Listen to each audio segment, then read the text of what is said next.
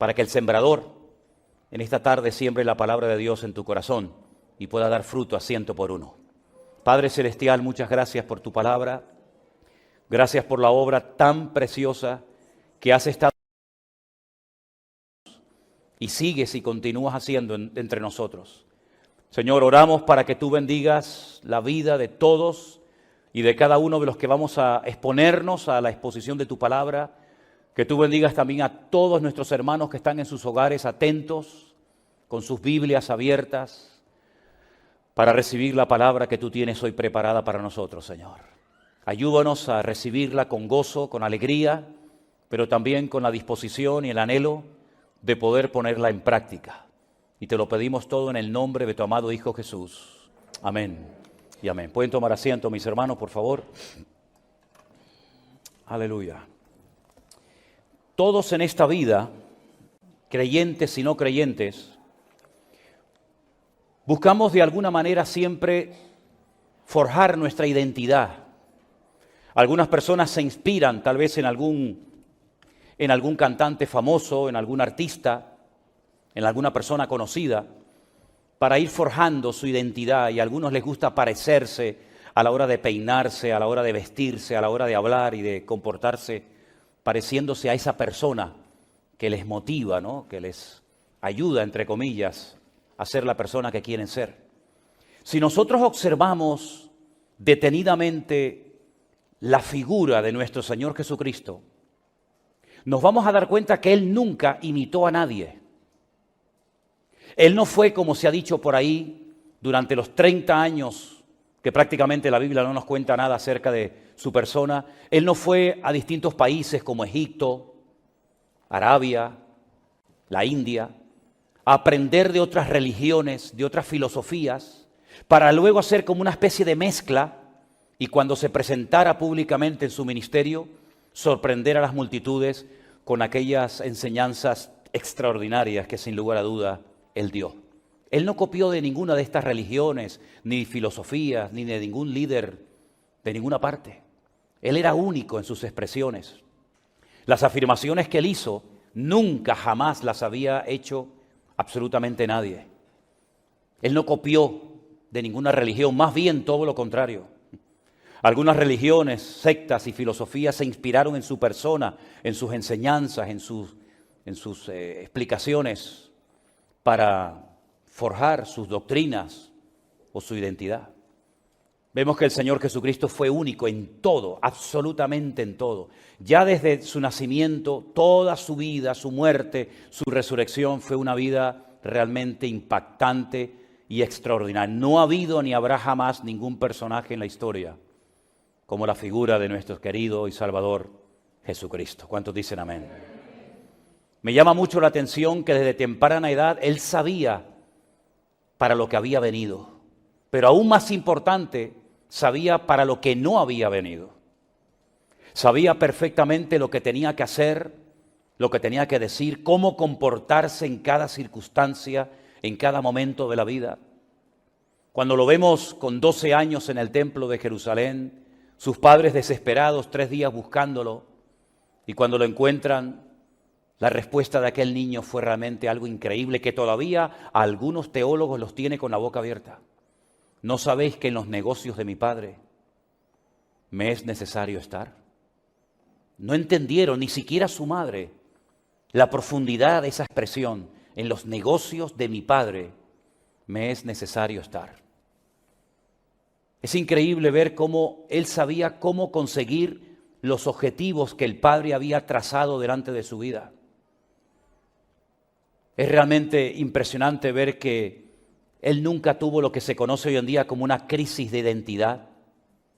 Él nunca sufrió de depresión, de desánimo, de tristeza, de crisis de identidad, porque él sabía perfectamente a lo que había venido, sabía de dónde había venido, cuánto tiempo iba a estar en este mundo, todo, absolutamente todo lo que le iba a suceder. Él nunca tuvo dudas acerca de su persona ni de su ministerio, como le pasó, por ejemplo, a Juan el Bautista, que dice la Biblia que cuando estaba en la cárcel, a punto de morir, manda a 2 de sus discípulos para que le pregunten al maestro, ¿eres tú el que habías de venir o esperaremos a otro? No vemos al Señor Jesucristo nunca dubitativo, confundido, sino Él sabía perfectamente lo que tenía que hacer en cada momento de la vida. Cuando estaba en medio de tormentas, Él dormía tranquilamente, mientras los demás estaban desesperados, pensando que se iban a morir ahogados, Él dormía tranquilamente. Cuando lo rodeaban aquellas multitudes y lo querían tirar por un barranco abajo, Él pasaba por en medio de ellos con una tranquilidad realmente extraordinaria. Nunca, si me permite la expresión, nunca perdió los papeles, nunca perdió el equilibrio. Él era la paz personificada. Él jamás le dio lugar a emociones ni a sentimientos que podían desviarlo del diseño, del plan del Padre para su vida. Él sabía que Él no era la pregunta de nadie, Él era la respuesta para todos. Más bien a Él le hacían preguntas a veces capciosas, preguntas que trataban de pillarlo en un fallo, en una respuesta un poco complicada, para de esa manera tener, digamos, un motivo para acusarle ante las autoridades religiosas o políticas de la época, ¿no? ¿Es lícito dar tributo a César, sí o no? Y él respondía airosamente, ¿no? O cuando le preguntaban por aquel hombre que había tenido varias esposas, ¿verdad? O aquella mujer que había tenido varios maridos, ¿de quién será la mujer en el reino de los cielos, verdad? De este, de aquel. Él nunca se vio en apuros, de tal manera que no sabía lo que tenía que hacer, nunca necesitó ayuda de nadie, jamás necesitó de consejos, porque Él es el sabio consejero, ¿verdad? Él no tuvo que entrar nunca en terapia, Él no tuvo que entrar en un tratamiento psiquiátrico o psicológico para saber posicionarse ante la vida. Es decir, su identidad estaba perfectamente definida desde que se levantaba hasta que se acostaba. Jamás salió del plan, del marco que el Padre le tenía establecido.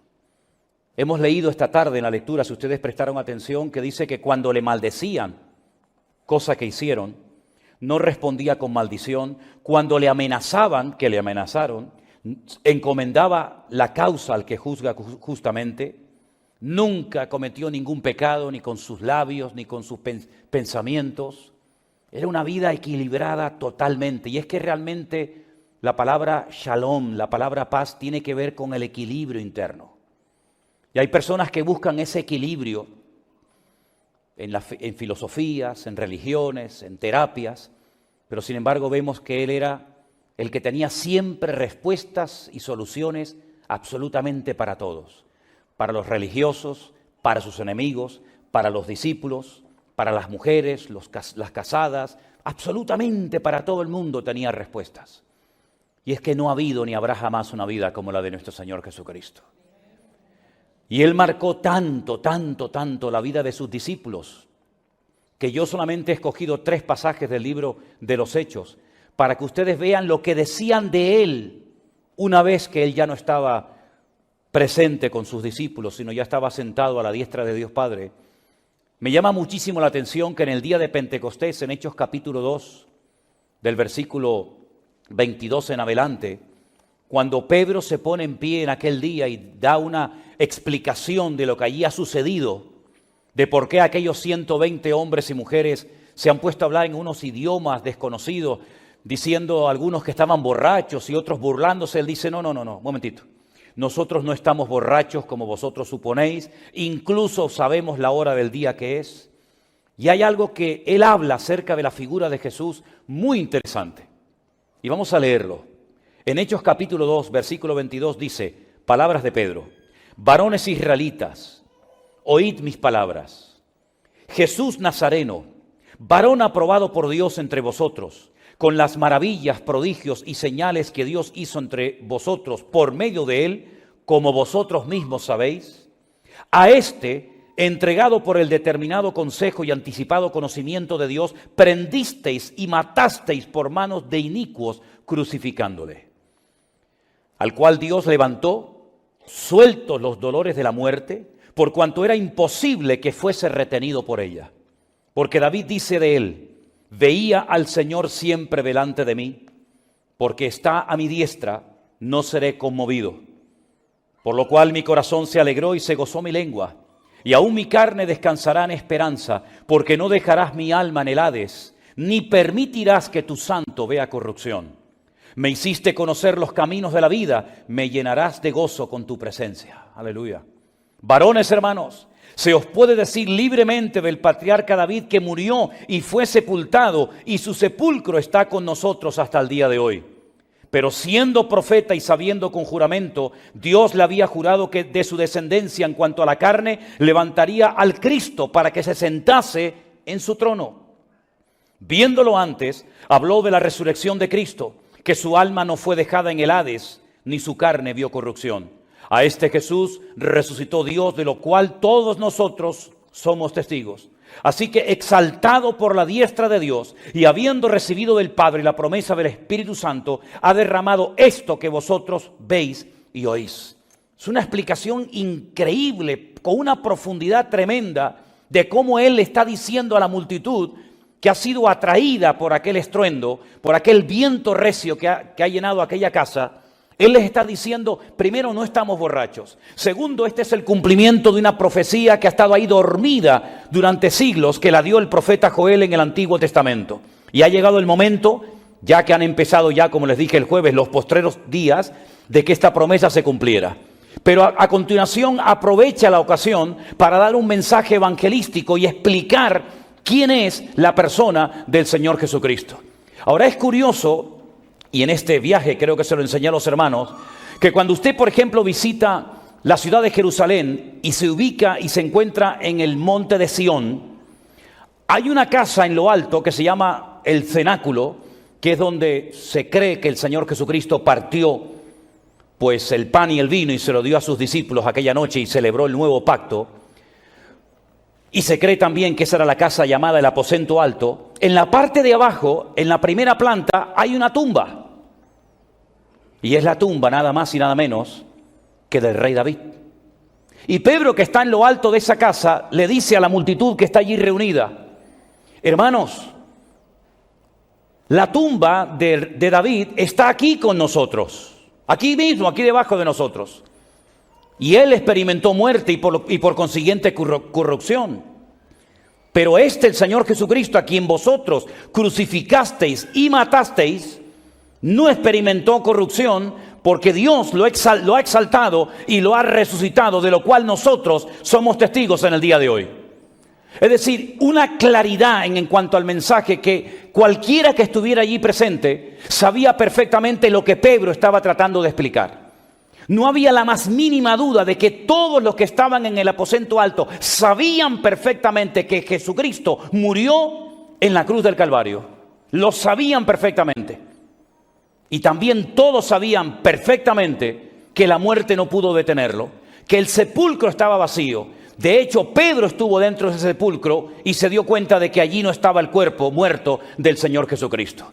Y por eso el valor, por eso la valentía tremenda que aquellos hombres tenían de pararse frente a aquella multitud que no entendía nada de lo que allí estaba ocurriendo, pero que ellos sí sabían lo que allí estaba ocurriendo, y además querían aprovechar la ocasión no solamente para dar una explicación coherente de aquella manifestación del poder de Dios, sino, repito, aprovechar la ocasión para dar un testimonio de que todo lo que estaba sucediendo no era producto de la casualidad, sino era porque Cristo había resucitado y Cristo estaba dándoles la oportunidad de arrepentirse de aquel crimen terrible que habían cometido cuando le pidieron su muerte a Poncio Pilato, el gobernador de la provincia de Judea.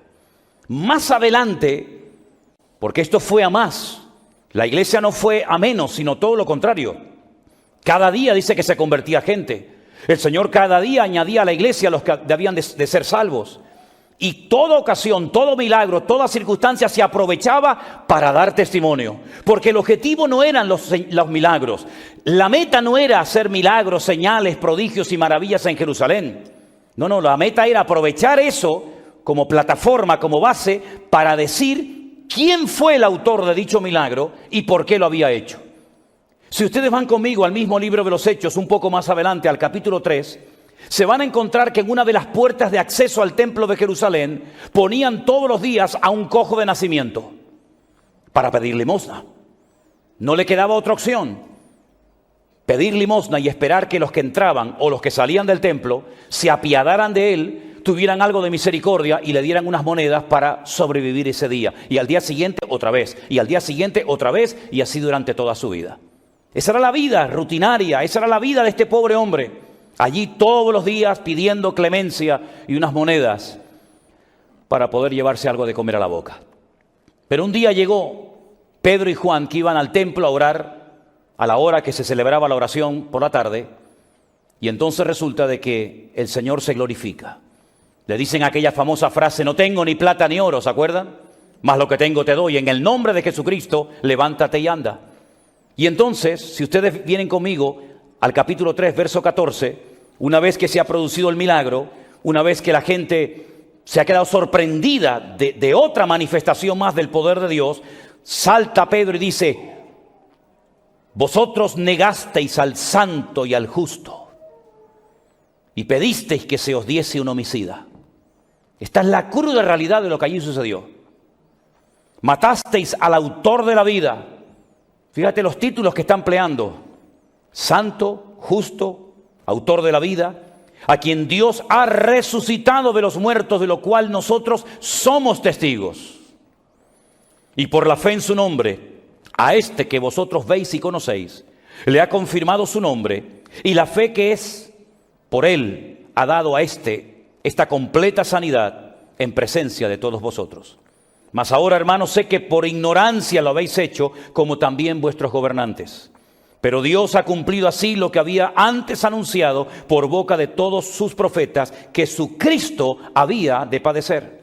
Así que arrepentíos y convertíos para que sean borrados vuestros pecados y para que vengan de la presencia del Señor tiempos de refrigerio, y envíe a Jesucristo que os fue antes anunciado, a quien de cierto es necesario que el cielo reciba hasta los tiempos de la restauración de todas las cosas, de la que habló Dios por boca de sus santos profetas que han sido desde tiempo antiguo. Porque Moisés dijo a los padres: el Señor vuestro Dios os levantará profeta de entre vuestros hermanos, como a mí. A él oiréis en todas las cosas que os hable. Y toda alma que no oiga a aquel profeta será desarraigada del pueblo. Y todos los profetas desde Samuel en adelante, cuantos han hablado, también han anunciado estos días. Vosotros sois los hijos de los profetas y del pacto que Dios hizo con nuestros padres, diciendo a Abraham: en tu simiente serán benditas todas las familias de la tierra. A vosotros primeramente Dios, habiendo levantado a su Hijo, lo envió para que os bendijese, a fin de que cada uno se convierta de su maldad. Otro mensaje directo, claro y contundente que lanza el apóstol Pedro, aprovechando la reciente sanidad que se ha producido en este cojo de nacimiento. No desperdiciaban ni una sola oportunidad. No iban a orar, no iban a sanar a este hombre, pero así Dios lo tenía establecido. Dios hace un milagro antes de entrar al culto de oración y aprovechan la oportunidad para nuevamente decirle: ustedes lo crucificaron, ustedes lo negaron, esa es la realidad, pero todo estaba escrito por los profetas, todo salió de acuerdo al plan de Dios. Y quiero decirles que al autor de la vida, al santo y al justo, que ustedes crucificaron y rechazaron, Dios lo ha levantado y lo ha hecho Señor y Cristo. Y hoy estoy aquí para daros a ustedes la oportunidad de que se arrepientan, de que se conviertan y vuestros pecados sean perdonados. Es una vez más una claridad en cuanto al mensaje, y ya Cristo no estaba físicamente entre ellos, pero había grabado de una forma a fuego en sus corazones quién era el Señor Jesucristo, a lo que vino, lo que hizo, lo que enseñó, y los marcó de tal manera que en cada mensaje que vamos a encontrar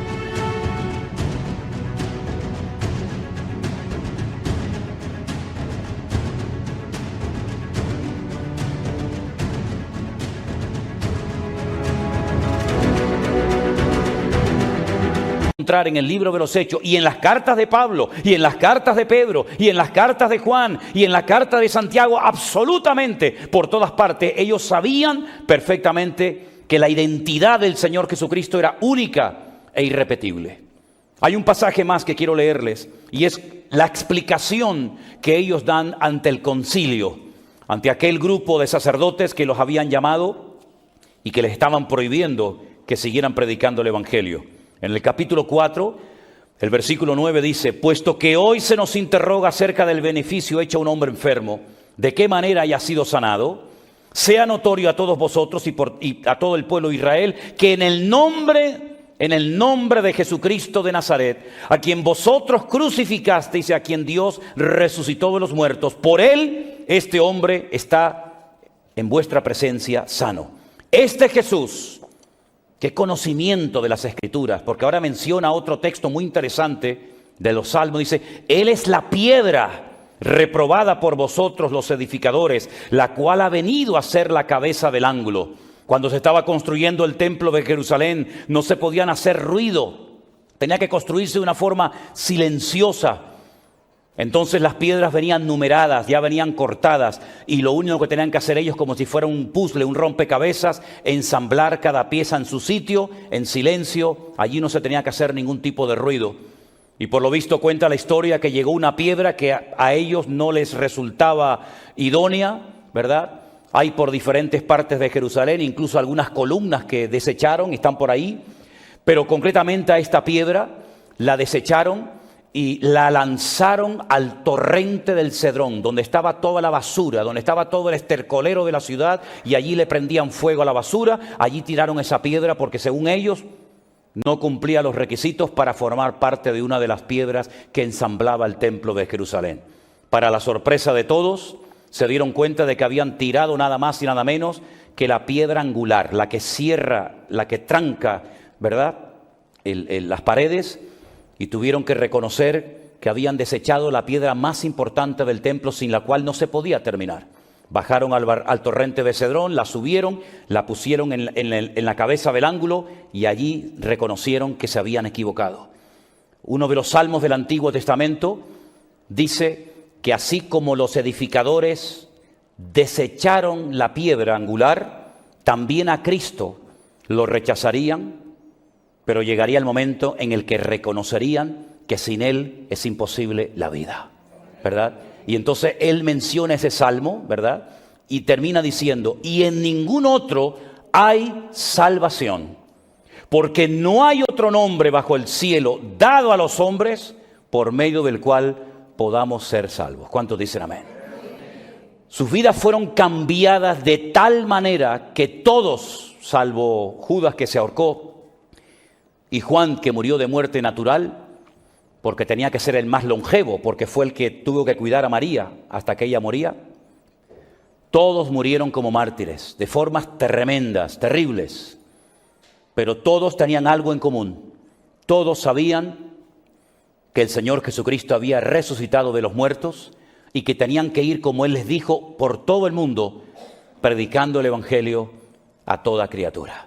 Y lo hicieron tan bien y supieron transmitir el mensaje de una forma tan extraordinaria, tan clara y tan contundente, que 2000 años después de aquel tiempo, estamos un grupo de creyentes aquí y otros tantos en casa, alabando y glorificando al mismo Cristo que ellos predicaron hace 2000 años. Bendito sea Dios. Toda la gloria sea para el Señor. ¡Qué tremendo! ¡Qué tremendo! Gloria a Dios. Las afirmaciones que hizo el Señor Jesucristo, nadie se atrevió jamás a hacerlas. Ni Buda, ni Confucio, ni Krishna, ni nadie. Pongamos ahí, por ejemplo, unas cuantas de ellas. Hay momentos en el ministerio del Señor Jesucristo en los que Él da una serie de afirmaciones que jamás nadie en la vida se había atrevido a dar. Solamente vamos a leer las que nos menciona el Evangelio según San Juan. Hablando acerca del maná, del cual comieron los antepasados en el desierto y todos murieron, Él se levanta y dice: yo soy el pan de vida. Y dice: todos los que comieron del maná murieron, pero el que coma de mi carne y beba de mi sangre no morirá eternamente.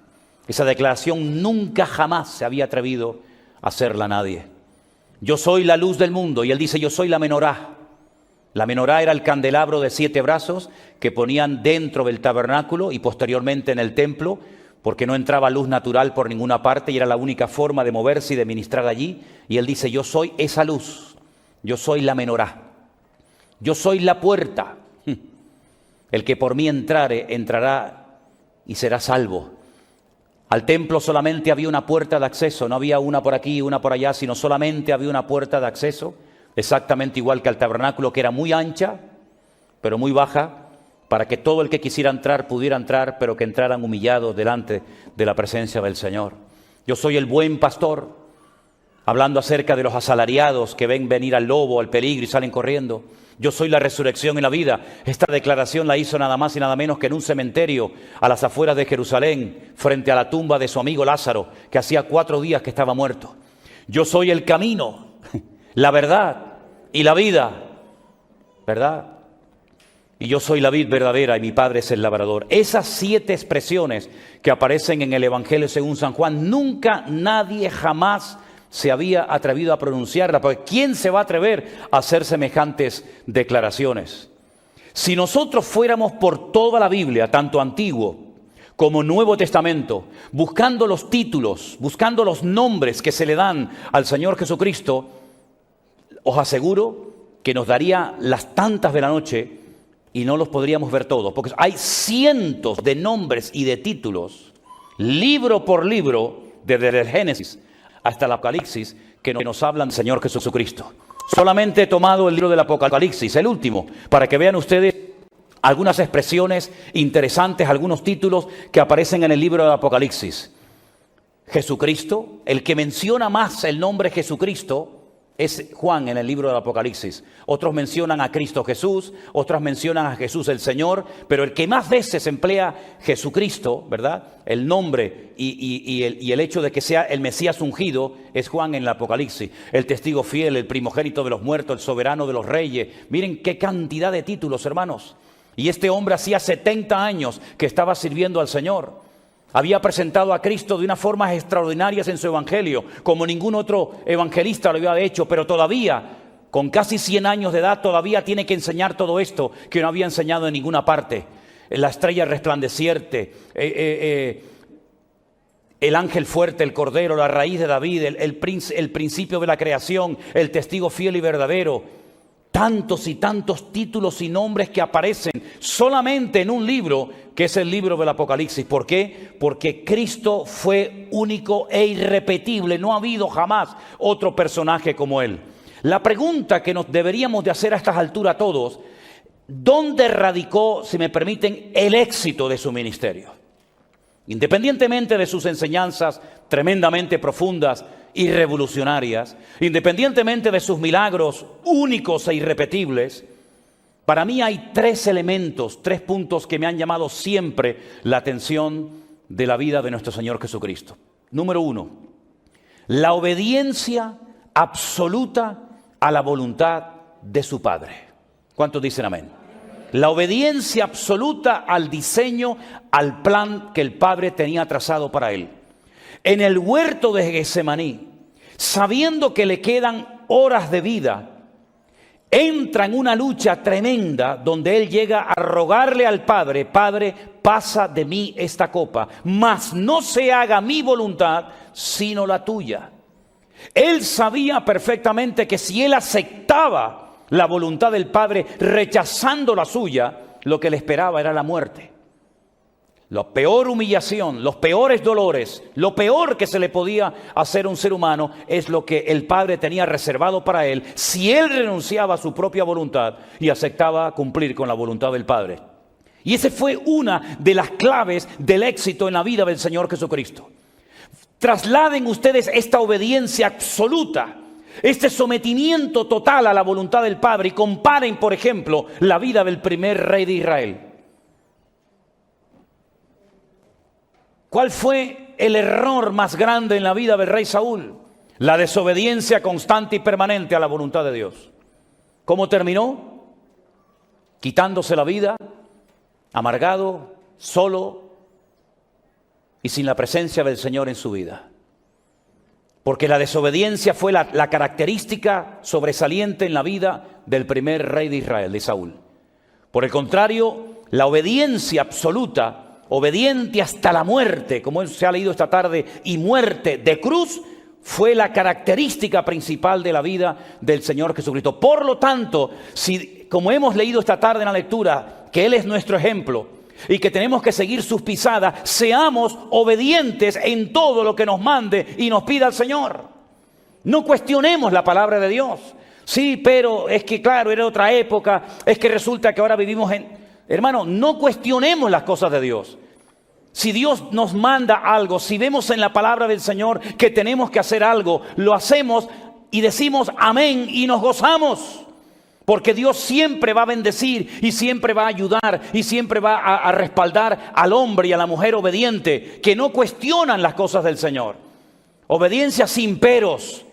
Sí, te obedecí, pero siempre poniendo condiciones. Esa fue una de las claves en la vida, en el ministerio del Señor Jesucristo, la obediencia total y absoluta. Número 2, una dependencia total de su Padre.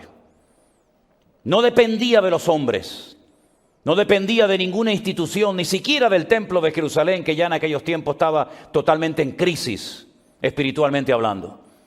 Él dependía totalmente del Padre y Él enseñó a sus discípulos que no importa la situación, no importa el lugar, no importa la edad, no importan las circunstancias, lo difíciles que sean. Si somos capaces de depender de Dios, Dios nunca nos abandonará. Cuando le decían los discípulos al maestro, despídelos que ya es tarde, que no han comido, para que vayan a las aldeas y compren comida. Jesús decía, no, dadle vosotros de comer. Un desafío enorme delante de ellos, porque Él sabía que si bendecía lo poquito, se convertiría en mucho. Porque Él conocía a su Padre. Y el jueves, una de las cosas que yo intenté enfatizar y les recuerdo a todos los que estuvieron y a los que no pudieron estar, que nosotros lo que necesitamos hoy en día más que nunca es conocer más a nuestro Dios. Porque si conocemos más de nuestro Dios, como decía, si conocemos más del Señor de la iglesia que de la iglesia del Señor, vamos a saber comportarnos y cómo actuar y cómo reaccionar en estos tiempos difíciles y locos en los cuales nos ha tocado vivir. Cómo Abraham podía discernir la voz de Dios cuando le decía vas a ser padre, decía amén. Cámbiate el nombre, decía amén. Y cuando le decía sacrifícame a tu hijo, decía amén. No cuestionaba, no decía bueno, aquí me habló Dios, aquí me habló el diablo, será una voz interior. Era un conocimiento de Dios que les permitía ir a la obediencia más absoluta, hasta sacrificar a un hijo si hacía falta. O José, que no había leído nunca en su vida la Biblia, ni había leído el Nuevo Testamento, nunca había tenido ningún pastor, no había hecho ningún curso de discipulado. Y cuando se le presentó aquella propuesta, él dijo, ¿cómo voy yo a hacer esto y pecar contra mi Dios? No estaba escrito en ninguna parte, pero por el conocimiento, por la relación, por el amor que tenían hacia el Señor, ellos conocían la esencia de Dios y sabían lo que a Dios le agrada y a lo que a Dios le desagrada. Y el Señor Jesucristo sabía perfectamente que no importa que Lázaro lleve 4 días muerto, yo sé que mi Padre siempre me oye. Y no importa que estemos en un desierto sin dinero, y aunque tú hayas sacado la cuenta y me hayas dicho que 200 denarios ni siquiera llegarían, pues con la bendición y con la bendición de mi Padre van a ser saciadas estas enormes multitudes. Y era tal la confianza y la dependencia que él tenía del Padre, que mientras aquellos pescadores profesionales del mar de Galilea se morían de miedo viendo aquellas olas y viendo aquel viento, él dormía tranquilamente porque él sabía que las profecías no indicaban que él moriría ahogado en una barca en el mar de Galilea, sino moriría en una cruz. Por lo tanto, no había llegado su hora. Él sabía perfectamente cuál era la voluntad de su Padre para él, y esa fue la tranquilidad que manifestó durante toda su vida. Y ese conocimiento es el que a nosotros nos debería de permitir hoy por hoy vivir tranquilos y en paz, sabiendo que el Señor estará con nosotros todos los días hasta el fin del mundo. Y que hemos sido jóvenes y hemos envejecido. pero nunca hemos visto a un justo desamparado ni a su descendencia que mendigue pan. Y aunque andemos por valle de sombra y de muerte, yo no temeré mal alguno. ¿Por qué? Porque tú estarás conmigo. Tu vara y tu cayado, ambas cosas, me infunden aliento. Es decir, todas esas verdades que hemos creído desde pequeños, esos versículos que hemos aprendido en la escuela dominical, o en campamentos, o en retiros, esos mensajes que hemos dado en los púlpitos, ahora llega el momento, ¿verdad?, en los que el Señor nos ha sacudido a todos y nos ha demostrado que sus promesas se cumplen, a pesar de que humanamente hablando no había recursos, ni había posibilidades. Él ha cuidado de su pueblo, de su iglesia, y no solamente la cuidó, sino que la multiplicó, y cada día lo estamos viendo. Porque Dios ha prometido cuidar de su iglesia, porque Él la sustenta y la cuida cada día. ¿Cuántos dicen amén?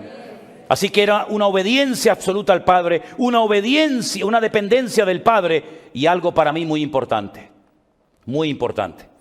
No dejó que las multitudes le mangonearan. ¿Me explico? No dejó que las multitudes le dijeran lo que tenía que hacer, ni se le subió a la cabeza el hecho de que las multitudes le seguían a él y no a Anás y a Caifás, que vivían en Jerusalén, sumos sacerdotes del templo. Él sabía que esas multitudes, que después de haber comido, después de haberse saciado, vinieron a proclamarlo rey. Él sabía perfectamente, no digo todos, pero que algunos que estaban en esa multitud, eufóricos y que querían hacerlo rey, dentro de poco tiempo irían a Jerusalén y le pedirían a Poncio Pilato que lo crucificara. Él sabía perfectamente que las multitudes son cambiantes. Hoy te levantan, mañana te abandonan. Y si no, miren el ministerio de Juan el Bautista. Llegó a ser el hombre más seguido, más popular y más querido de Israel, y al final terminó más solo que la una en una cárcel, que ni siquiera el mismísimo Señor Jesucristo fue a verlo y a orar por él en la cárcel. Sino que le dijo: díganle a Juan que los ciegos ven, que los cojos caminan, que a los pobres se les predica el evangelio, y díganle de paso también: bienaventurado aquel que no haya tropiezo en mí. En otras palabras, queridos hermanos, la obediencia al Padre, la dependencia de su Padre y saber que las multitudes son cambiantes, que hoy están y mañana no, para mí son tres claves fundamentales en ese ministerio tan espectacular que cambió el rumbo de la historia. La pregunta es, podemos hablar de los títulos, podemos hablar de los nombres, podemos hablar de los milagros, podemos ver cómo se presenta a Jesús en cada libro de la Biblia, ¿verdad? Cómo lo presenta Isaías, cómo habla de él Mateo, cómo lo vemos en el Apocalipsis, lo vemos por todas partes, porque todo apunta a Jesús, absolutamente todo apunta hacia su persona. Y podríamos hablar horas, días, hacer un curso intensivo de la persona, de la figura de Cristo. Pero mi pregunta es, ¿usted conoce a Cristo hoy como su Señor y Salvador personal? Porque de nada sirve el cantar, de nada sirve el venir aquí si usted no tiene un encuentro, una experiencia personal con Él, con el que murió por usted en la cruz, pero que no lo acabó la muerte de derrotar, sino que al tercer día resucitó y está vivo por los siglos de los siglos. Amén. Usted le conoce, usted le tiene en su corazón, lo ha recibido. Cierren sus ojos en esta tarde todos los que están aquí, y si quieren también todos los que están en sus hogares. La palabra ha sido expuesta y he hablado del Señor Jesús, nuestro bendito Salvador. He hablado de cómo Él nunca dependió de nada ni de nadie, sino solo del Padre. He hablado cómo sorprendió a las multitudes con sus enseñanzas y con su ejemplo. He hablado de incluso cómo sus discípulos hablaban de Él después de haberse despedido en el monte de la Ascensión.